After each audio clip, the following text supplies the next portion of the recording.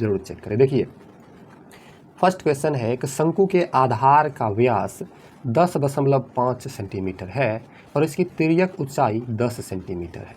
इसका वक्र पृष्ठीय क्षेत्रफल ज्ञात कीजिए।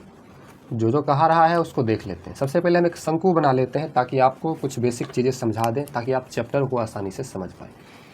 देखिए जैसे कि हम मान लेते हैं ये आप लोग आइसक्रीम ज़रूर खाए होइएगा। आइसक्रीम जो होता है ना, कोन होता है जिसमें आइसक्रीम भर के दिया जाता है, यही आपका हो गया शंकु। ठीक है, ये जो शंकु हुआ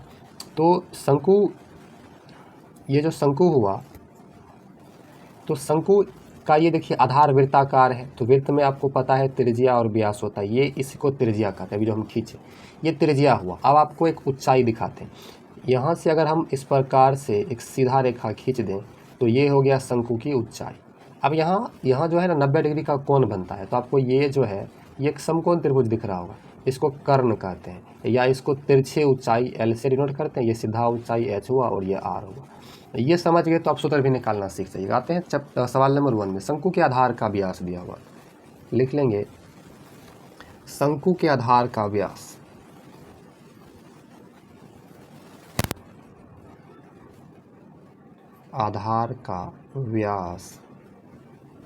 व्यास को D बोलते हैं, डायमीटर 10.5 सेंटीमीटर। ठीक है, तिर्यक ऊंचाई 10, तिर्यक ऊंचाई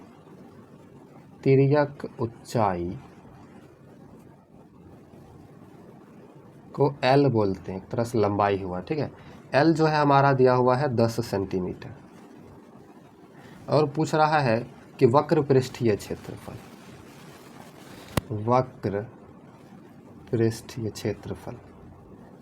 को A बोलते हैं, एरिया ज्ञात करें। सवाल हमने लिख लिया, चलिए फॉर्मूला लगाते हैं और इसको सॉल्व करते हैं। तो आपको पता होगा शंकु का वक्र पृष्ठ क्षेत्रफल,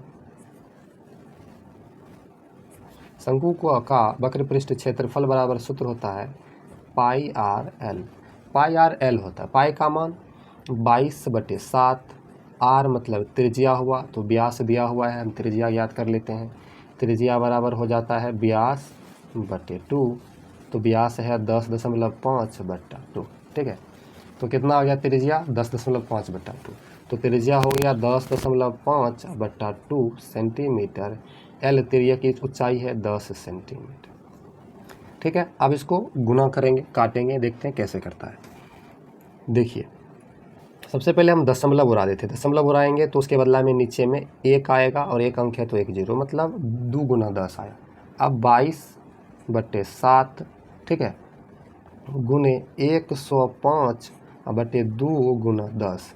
आप ऐसे काट सकते हैं तो काट दीजिए, हम समझाने के लिए एक स्टेप बढ़ा लिए। गुना 10 सेंटीमीटर, 10 और 10 कट जाएगा, 2 से 11 दूना 22 कट गया, 7 से काटिए, 7 एकम 7, 7 पचे 35, 15 बार में कट गया।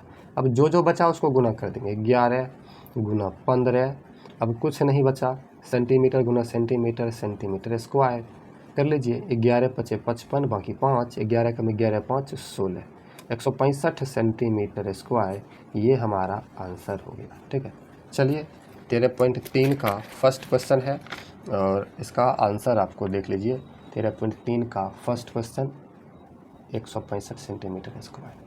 क्लियर, लाइक कर दीजिए इसी बात पर। दूसरा सवाल करते हैं।